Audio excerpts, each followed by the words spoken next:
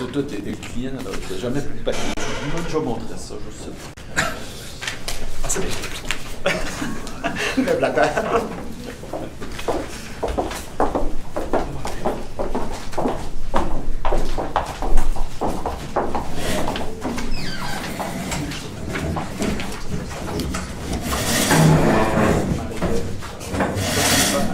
Prochaine page, programmée. Arrive longtemps.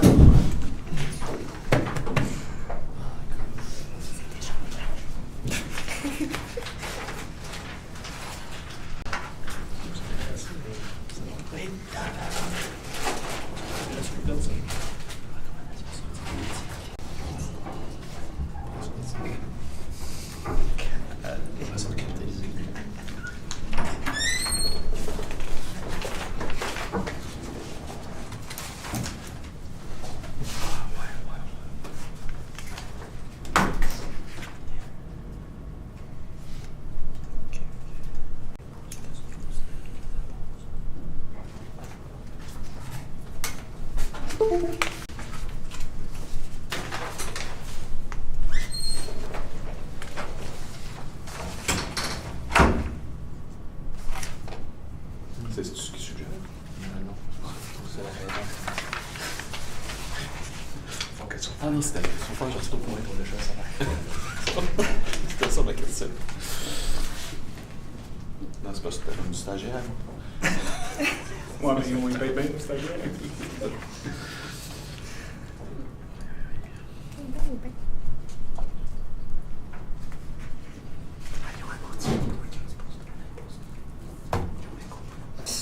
C'est les premiers que quelqu'un a donné. C'est ça l'onglet qu'il fait. Il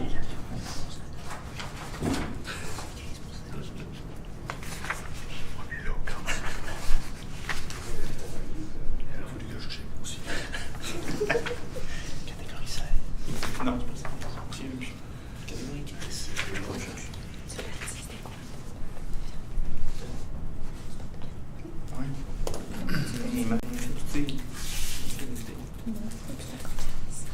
Tu sais, il a fait confiance à personne.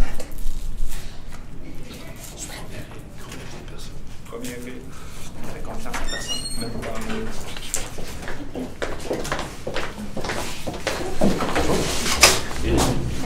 Bonjour. Eric.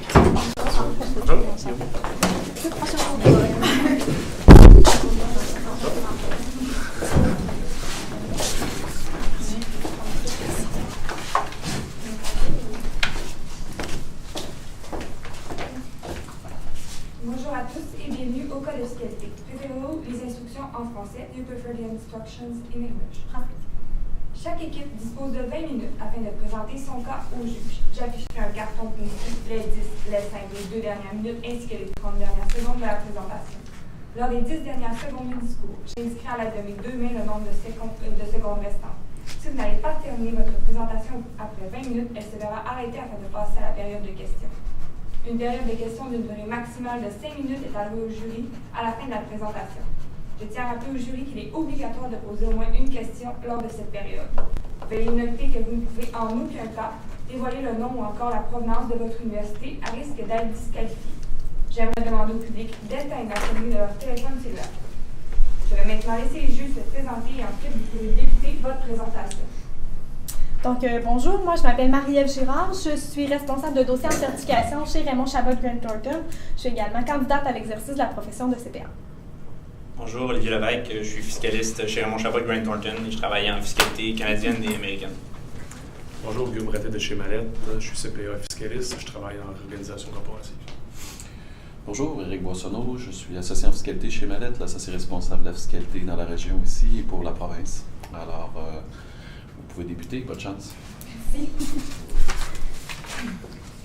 Donc, bonjour, M. Lévesque. Merci beaucoup d'avoir fait confiance à notre équipe, composée de Sandrine Comtois, Frédéric Douin et moi-même, Sophia Mathieu. Donc oui, on est conscient que la planification fiscale, ça peut être très complexe dans certains cas, même pour nous. Donc aujourd'hui, on va être vraiment là pour vous aider là, à faciliter les choses. Donc vous nous aviez confié 4 mandats là, principaux qu'on a relevés à l'ordre du jour. Donc premièrement, on va venir calculer l'impôt de la société Winflow que vous détenez là, par l'entremise de votre fiducie que vous avez fait un geste successoral là, précédemment. On va aussi venir vous parler de l'impôt personnel que vous aurez à payer en 2017 là, pour vos impôts. Aussi l'obtention de liquidité là, que vous vouliez pour votre fils et ses études. Les impacts fiscaux aussi de la nouvelle résidence, donc qu'est-ce que ça pourrait engendrer là, justement d'aller habiter à Seattle. Puis on va finir avec quelques planifications diverses qu'on a trouvées intéressantes de vous relever. Donc, tout d'abord, pour faire un petit rappel, vous êtes fiduciaire avec M. Bernard Bolduc de la fiducie qui détient 100% des actions ordinaires de la société Winflow.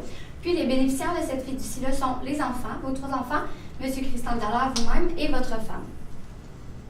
Donc, tout d'abord, l'entreprise Winflow, c'est une entreprise d'aérodynamisme qui a été fondée en 1987. Elle est très rentable et elle fait briller le Québec au niveau de la nouvelle technologie. Donc, tout d'abord, eh bien, elle se qualifie comme une SPCC. Pourquoi? Parce qu'elle est non contrôlée par une société en bourse, puis elle est non contrôlée par un non-résident. En effet, vous et votre partenaire, les deux, des résidents du Canada. Donc, actuellement, détenue à 100% par des résidents canadiens. Par contre, si vous allez habiter aux États-Unis, vous allez être considéré non-résident canadien, mais résident américain.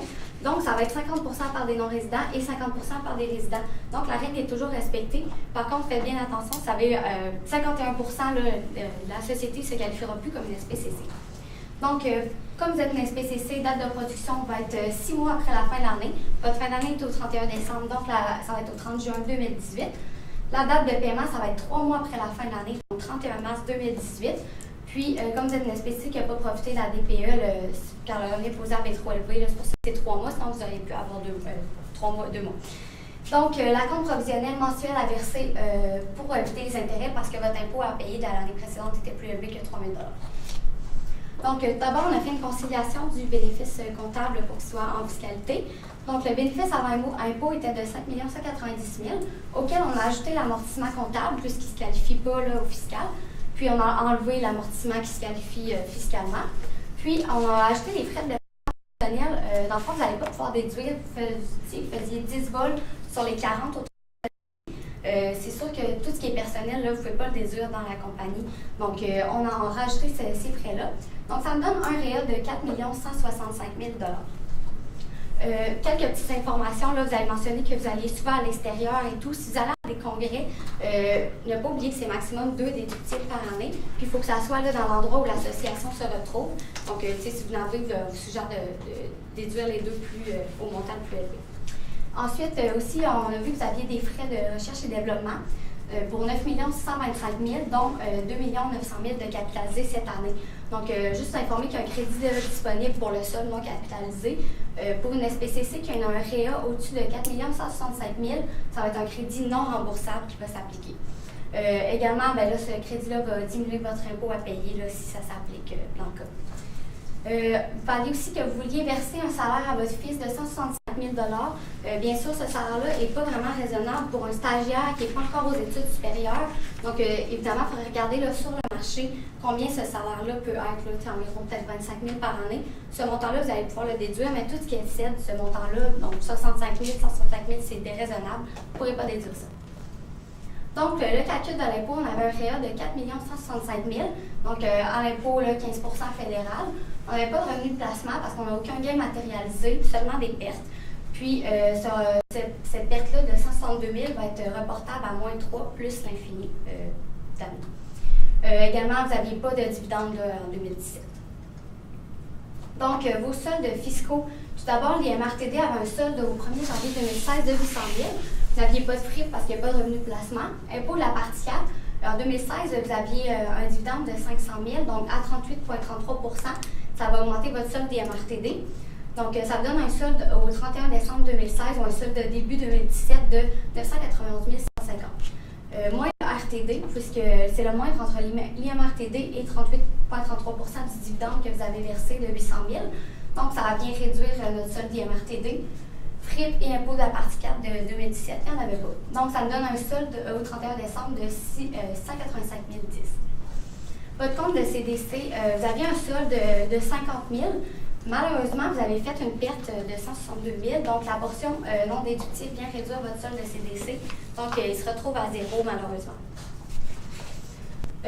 Planification, on suggère de verser un dividende à Christian, puisqu'il est dû à l'actionnaire de 1 250 000. Puisque vous aviez un solde de l'IMRTD de 185 010, vous allez pouvoir verser un dividende déterminé. Vous allez voir, c'est moi, avoir un remboursement là, à titre de dividende. Donc, votre remboursement à titre de dividende va être le moins entre l'IMRTD et les dividendes versés. Donc, pour faire une petite planification, comme votre solde de l'IMRTD est de 185 010, pour aller au maximum là, de ce que vous pouvez avantager, il faudrait verser un dividende de 1 787 138.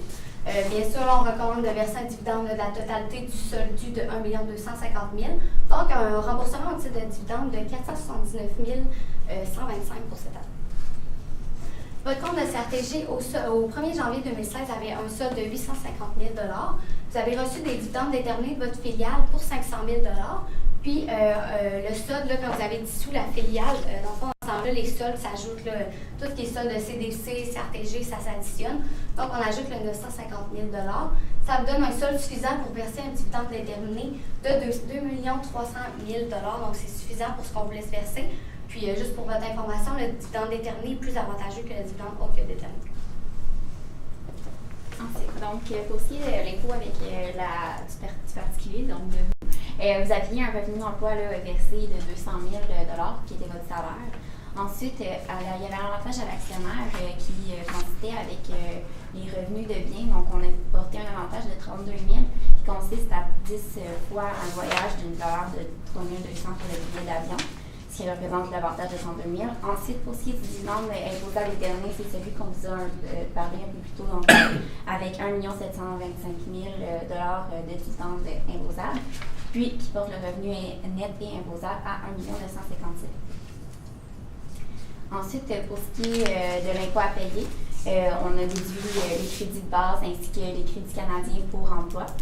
Ce qui porte un impôt à payer au fédéral de 353 285. Donc, évidemment, on est conscient que c'est quand même un impôt à payer assez considérable, mais on vous conseille d'aller maximiser vos contributions au REER, tant le vôtre que celui de votre femme, étant donné que ça permet de diminuer aussi votre impôt à payer. Ensuite, pour ce qui est de l'obtention des liquidités. Oui, donc là, vous nous avez parlé que vous vouliez obtenir des liquidités là, pour financer votre fils. Vous nous aviez parlé de deux possibilités, soit la fiducie ou vraiment avec les placements là, vendre à 1 $. Donc, on va en parler un petit peu plus tard, mais on va se concentrer sur la fiducie actuellement. Donc, habituellement, une fiducie, là, c'est vraiment qu'on veut distribuer la totalité des revenus qui se retrouvent dans la fiducie pour éviter justement de payer au taux marginal progressif le plus élevé, donc 53,41 pour combiner le fédéral-provincial. Habituellement, c'est ce qu'on recommande, donc sortir l'entièreté. Par contre, si là, on a relevé du contrat que ça stipulait que les enfants bénéficiaires ne pouvaient pas nécessairement recevoir là, du revenu à leur nom. Donc, il fallait vraiment que ça passe par Christian pour qu'il puisse justement avoir là, les revenus de la fiducie. Il fallait que ça attende soit à son décès ou vraiment lorsqu'il allait atteindre un âge majeur. Donc, c'est pour ça ici que les revenus, là, si vous voudriez sortir les revenus de votre fiducie en 2017, on ne vous le conseille pas puisque vous êtes déjà imposé au taux le plus élevé. Donc, ça revient au même si on les laisse dedans qu'on les sorte à votre nom. Donc, rendu là, qu'est-ce qu'on pourrait vous recommander? C'est de ne pas les sortir, mais c'est certain qu'il va falloir revoir en 2018 et les suivantes si votre revenu imposable est moins élevé pour justement pouvoir sortir à un taux moins élevé que le taux marginal le plus élevé. Ensuite de ça, vendre des placements à 1 $, sous l'hypothèse si que c'est une SPCC, oui, c'est intéressant qu'on pourrait utiliser l'exonération pour gain en capital. Donc, vous n'auriez pas de gain en capital à payer sur le montant. C'est 1 million de placements, 750 000 de PBA. Donc, ici, 250 000 seraient exonérés sous cette hypothèse-là. Par contre, si vous nous parlez de produits de disposition de 1 $, ici, c'est certain que c'est une transaction de personne liée. Donc, c'est certain que ça serait réputé fait à la JVM. Dans ce cas-ci, si vous faites une transaction à 1 $ puis que ça se fait à la JVM, il y aurait une double imposition là, qui se créerait. Donc, c'est certain que la recommandation, c'est de ne pas procéder là, avec cette option-là. Donc, la recommandation là, finale qu'on peut peut-être vous conseiller, donc premièrement, on vous a parlé qu'on vous versait un dividende. Donc, le dividende, qu'est-ce qu'on pourrait faire avec ça? C'est vraiment de payer toutes les dépenses là, qui sont encourues là, par votre fils à Harvard. Donc, ce serait déjà imposé. Donc, ici, c'est juste le paiement là, de dépenses là, comme on paye à notre fils habituellement. Possibilité aussi de faire un prêt à taux prescrit, donc pour que le FIS obtienne des liquidités. Pourquoi taux prescrit? Bien, on veut éviter justement qu'il y ait des règles d'attribution qui s'appliquent pour s'imposer des intérêts qui ne sont pas réellement gagnés. Puis l'imposition justement sur les intérêts du taux prescrit, ce serait imposé par Christian. Puis de ça, qu'est-ce qu'on peut aussi enchaîner, c'est le fait que lorsque vous allez atteindre 23 ans, votre fils, lorsqu'il va atteindre 23 ans, c'était mentionné qu'on pouvait justement y verser des revenus de la fiducie. Donc, dans ce cas-ci, vous allez pouvoir rembourser, votre fils va pouvoir vous rembourser de la totalité du prêt. Aussi, à mentionner que vous avez fait un GEL, puis il y avait une valeur de rachat, bien sûr, qui s'applique sur les actions privilégiées. Cette valeur de rachat-là, c'est certain qu'il va falloir que ce soit sous forme de dividende de la société opérante ou directement que ça s'en va dans la fiducie, puis ça s'en va directement à vous puisque vous êtes fiduciaire et bénéficiaire.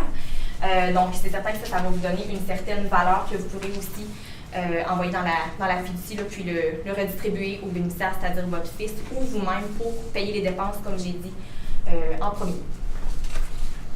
Parfait. Donc, ici, vous avez parlé de la vente des deux résidences que vous aviez, soit celle à Roberval puis celle à Miami, située à Miami. On va commencer par celle de Roberval. Donc, vous l'avez acheté en 1985 avec un prix de base rajouté à 400 000 Vous aviez effectué certaines dépenses là, au cours des années que vous la détenez. Donc, on a listé ces dépenses, mais certaines dépenses peuvent augmenter le prix de base rajouté de votre maison. Par contre, celle des rénovations des fondations ne se qualifie pas là, pour être capitalisable, étant donné qu'elle ne va pas procurer une plus-value à la résidence. Mais pour ce qui est des dépenses de la construction, de l'aménagement puis de l'installation d'une piscine, ça se qualifie. Donc, ça porte un PVR final à 850 000 Ensuite, étant donné qu'on peut utiliser l'exemption pour résidence principale sur les résidences principales, on vous conseille d'utiliser l'exemption sur une maison ayant un gain en capital moyen le plus élevé. Donc, on a calculé ce gain en capital. Pour la résidence à Miami, on arrivait à un gain en capital moyen de 138 889 par année, tandis que pour celle de Roberval, on arrivait à un montant de 14 706. Donc, ça devient un peu évident qu'on devrait utiliser l'exemption sur la résidence à Miami, mais maximiser l'exemption sur la résidence à Miami. Donc, c'est comme ça qu'on a procédé. Avec la résidence à Roberval, on a utilisé seulement les années qui restaient là, de détention détenue. Donc, ça porte l'exemption à 397 000 avec le produit de disposition qui était de 1 350 000 qui vient amener un gain en capital de 102 941 et un impôt à payer de 8 025. Donc, c'est bien important aussi là, de s'assurer de la valeur de l'immeuble là, pour être sûr que ça soit bien évalué à HBM. Donc, si on procède pour la même façon là, avec la résidence à Miami, on a maximisé à l'exemption, donc on arrive à une exemption totale qui vient porter un gain en capital à 0 $. Donc, aussi, il faut considérer les impôts aux États-Unis, étant donné qu'elle est à Miami. Pour ce qui est de l'impact de la vente, étant donné que le statut actuel, là, vous êtes résident canadien, donc vous êtes imposable sur tous les revenus mondiaux. Par contre, avec la vente de la maison, vous devenez non-résident en fait. Donc, vous serez imposable sur les revenus d'entreprise et l'emploi gagné au Canada, les gains en capital sur les biens canadiens imposables. Pourquoi on est arrivé à la décision que vous étiez considéré comme non-résident? En fait, c'est que les liens principaux n'étaient plus présents. Donc, sous l'hypothèse, en effet, que votre femme vous suivait là, suite au déménagement, vous auriez pu la femme comme prier principaux. Ensuite, la maison à Seattle qui vient porter plus vers la non-résidence. Puis, les personnes à charge de votre fils sera à Harvard, donc aux États-Unis. Ce qui fait en sorte que les liens principaux sont brisés. Pour ce qui est des liens secondaires, qui restent un peu moins importants, donc l'automobile va vous suivre aux États-Unis, évidemment, puis les comptes bancaires, on fait seulement un transfert d'argent, ce qui porte à croire que vous serez non-résident. Donc, l'impact de la non-résidence, qu'est-ce que ça fait devenir non-résident? On va s'en parler. Donc, ici, premièrement, disposition réputée des biens canadiens imposables. Ça comprend quoi? Ben, ça ne comprend pas ici les biens immeubles, les REER, les FER. Donc, vous n'avez pas à vous inquiéter, vous avez un gros REER, pas besoin de le disposer puis d'être imposé sur un gros taux. Donc, les biens actuellement que vous détenez, le compte en banque. Donc, ici, compte en banque, aucune disposition, vous avez déjà imposé dessus, vous partez avec, vous mettez dans un compte aux États-Unis, tout va bien. REER, aucune disposition, comme je viens de vous mentionner. Le placement que vous détenez dans la société, là, pourquoi vous en allez aux États-Unis ici? Ben, c'est un bien des États-Unis, donc il n'y aura aucune disposition, vous en allez vers ce pays-là. Placement boursier ici, c'est certain qu'il y aurait une disposition réputée, sous hypothèse que c'est un bien canadien ici. Donc, il y aura une disposition que je vais vous montrer tout de suite après. Automobile et bateaux de plaisance, même chose, donc ce n'est pas des biens immeubles. Donc, dans ce cas-ci, on les dispose. Puis, il y aurait aussi la résidence, comme on vient de vous montrer, donc à Miami et à Roberval, là, qui vont être faits, soit en 2017. Donc, les dispositions réputées. Donc, le placement boursier ici, on voit que le produit de disposition est à 1 million. PBR de 750 000, donc un gain en capital imposable ici de 125 000. Bateau de plaisance, donc produit de disposition, ce n'est pas déterminé à combien il pourrait être disposé. Ici, dans le fond, le PBR est à 65 000. C'est certain qu'habituellement, ça crée une perte en capital. Là, ça prend malheureusement pas de valeur. Donc, ici, c'est une perte en capital réputée nulle, puisque c'est sur un bien à usage personnel. Ensuite, il y aurait les automobiles. Il y aurait un produit de disposition X encore. PBR, donc 80 000, habituellement, ça aussi c'est plate, mais ça fait une perte en capital réputée nulle. Donc, ça amène justement un impôt à payer, donc avec le gain en capital imposable total de 125 000, un impôt qui s'élève à 20 811. On a également quelques planifications diverses, mais en fait, on en a une là, parce qu'on vous a tout mentionné, là, ce qu'on vous conseille plus tôt. Donc, le REE, ici, ce serait très intéressant de l'utiliser, bien qu'il pourrait être bénéficiaire de la fiducie. Vos petits-enfants, c'est toujours bien de privilégier justement le REE aussi, puisqu'on a une subvention là, du gouvernement qui est très avantageuse, puisqu'on n'a pas à débourser ce montant-là. Le gouvernement le fait pour nous. Puis, à mentionner que c'est un maximum de 50 000 là, par enfant, donc peu importe le nombre que vous avez, vous pouvez y aller pour cotiser pour eux, là, mais en montant que ça ne dépasse pas le 50 000 $. Donc, pour conclure, on a tout d'abord fait les impôts là, pour la société de Beniflo que vous avez demandé là, dans votre courriel. On a également fait les impôts personnels de 2017 pour vous, M. Dallaire, avec toutes les planifications là, possibles qu'on aurait pu penser, là, tout ce que vous pouvez faire avec votre femme, avec fractionnement de revenus avec votre fils, s'il travaille dans l'entreprise, etc. On a également, là, vous avez mentionné que vous vouliez des liquidités, tout d'abord pour votre retraite, mais aussi pour votre enfant, pour ses 200 000 $ par année là, pendant qu'il fait aux études. Donc là, par le versement du dividende, puis on vous a parlé aussi d'un prêt à taux prescrit si jamais il manque d'argent encore. Puis, on a également parlé des impacts fiscaux de la nouvelle résidence. Donc, qu'est-ce que ça fait là, de passer de résidents canadiens à non-résidents. Donc, pour vous-même, heureusement, comme vous êtes à 50 % dans votre société reste une SPCC, donc ça va de ce côté-là. Par contre, c'est sûr que pour vous, il y a des impacts fiscaux là, à l'achat de la maison à Seattle. Puis, on vous a également parlé de certains éléments de planification diverses. Donc, le REE pour les petits-enfants, on a remarqué que dans la fiducie, il y avait des petits-enfants. Donc, ça, c'est quelque chose que plus tu le commences tôt, là, c'est idéal. Là. Idéalement, dès la naissance de l'enfant jusqu'à ses 18 ans, vous allez pouvoir profiter de ça. Donc, c'est un bon élément de planification. On est maintenant prêt pour des questions. Vous avez dit tantôt que je ne peux pas y vendre une pièce, là, ça me coûte trop cher, mais si j'y donnais, ça ferait une différence? Non, en fait, ça ne ferait pas vraiment de différence que ça soit un don ou un prêt, si c'est avec une personne liée, que ça soit la transaction à la JBN. Si je pourrais rajouter que si justement c'est un don, ici dans le fond, tous les revenus qui pourraient découler justement des placements, ce serait imposé là, au taux marginal le plus élevé si c'est une SPCC. Dans le cas d'un don, là, lorsque c'est un enfant mineur, là, dans ce cas-ci, ce serait imposé là, les revenus qui en découlent. Mais à partir de 18 ans, ça s'applique plus. Aussi, juste une chose, j'étais un petit peu surpris de l'impôt que j'ai à payer, parce que c'est quand même élevé, c'est jamais le fun. Mais je veux dire, j'ai quand même contribué beaucoup de sous dans la société au fil des années. Y a-t-il moyen de jouer avec ça pour diminuer mon impôt un petit peu? Ça, je m'en demande. Bien, c'est sûr que si vous aviez un capital versé là, sur vos actions, ça, c'est le capital versé, en fait, ça équivaut un peu à l'argent que vous avez investi dans votre compagnie. Donc, c'est sûr que si vous avez un capital versé sur vos actions, c'est l'argent que vous allez pouvoir retirer libre d'impôt de la société. Donc, c'est très intéressant là, pour vous. C'est sûr, après ça, votre capital versé va avoir un solde de 0. Donc, ça peut avoir d'autres impacts fiscaux plus tard, mais c'est toujours une bonne application de verser le capital. Mais aussi, je rajouterais, si je peux me permettre, juste en fond, je ne sais pas ce qui s'est passé dans le GEM, on n'avait pas d'information de la contrepartie de transaction que vous aviez reçue. Donc, ça peut avoir un impact là, sur ce que vient de dire la réduction de capital versé. Mais on ne s'avance pas là-dessus, c'est vraiment la réduction de capital versé. Oui, c'est un bon choix, mais avec la contrepartie de notre transaction, ça pourrait modifier ce qu'on vient de dire. Moi, je voulais juste valider, là, vous avez parlé du 1 250 000 que ma société me doit. Dans le fond, ce que vous me dites, c'est pour le sortir, dans le fond, ça deviendrait un dividende sur lequel je devrais m'imposer. C'est bien ça que je voulais comme valider ma compréhension. Dans le fond, ça serait comme ça qu'on permettrait de sortir le dû de l'entreprise. OK, parfait. Je voulais juste m'assurer d'avoir bien compris. Merci. Comme vous avez un compte de stratégie, ça vous permet de verser un dividende déterminé. Normalement, les SPCC versent des dividendes autres que déterminés, ce qui est moins avantageux, mais comme vous avez un solde de stratégie, ça vous permet de verser un dividende qui est plus avantageux. Donc, c'est toujours bien d'en profiter. Super, merci.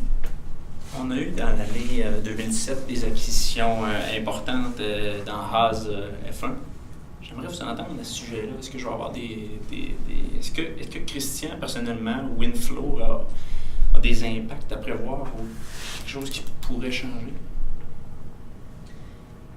Je vais me lancer. Dans le fond, vous détenez 9 %, vous n'êtes pas un employé déterminé de la compagnie AS. Dans ce cas-ci, je ne pense pas que ça aurait nécessairement beaucoup d'impact sur Winflow. Par contre, oui, il y aurait peut-être des considérations qu'on n'a peut-être pas mentionnées. Il y a peut-être eu un petit manque à ce niveau-là. Mais selon moi, là, puisque vous êtes un employé non déterminé justement de la compagnie, vous détenez comme juste 9 %, ce qui s'avère un petit peu plus des... Oui, vous êtes comme actif dans la société, mais vous n'êtes pas nécessairement actionnaire majoritaire. Donc, il n'y aurait pas de société associée ici et tout. Donc, je laisserais ça comme ça. Frais de scolarité, j'ai-tu droit à quelque chose, moi, là-dessus, mon ami, mon garçon aux États-Unis, là? En fait, oui, un crédit pour frais de scolarité. Par contre, il va s'appliquer sur les revenus de votre enfant. Mais l'enfant peut faire le choix de le transférer aux parents qui désirent une fasse à terme. Si je ne vais pas mettre là-dedans, l'épicerie, les soirées, le logement. C'est les livres. Les livres, puis les frais scolaires. Les frais de scolarité directement. Mais certain que ça a peut-être à considérer vu que c'est aux États-Unis, peut-être juste revérifier. On pourrait revérifier tout ensemble dans les temps qui viennent lorsqu'il rentrera à Harvard. J'aimerais ajouter aussi que le montant va changer si c'est de temps plein ou de temps partiel. Puis selon le mois, il y a un des crédits, c'est par rapport au nombre de mois qui est aux études à temps plein ou à temps partiel. Puis aussi, j'avais eu une bonne idée, dans le fond, de payer mon garçon aux études 165 000 par année. Mais y a-tu, tu sais, vous me dites que c'est pas raisonnable, y a-tu une manière de déterminer que ce soit raisonnable? Y a-tu une méthode?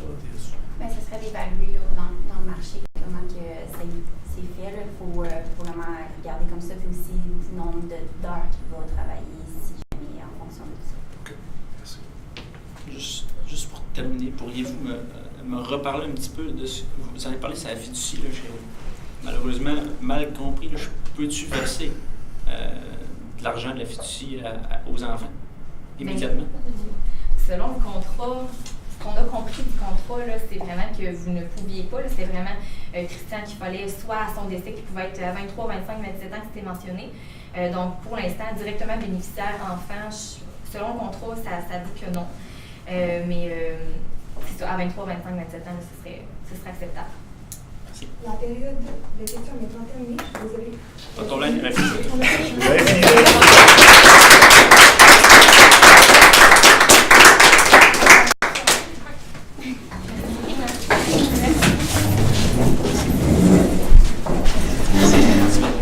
C'est pas de problème. Merci. Bonne journée.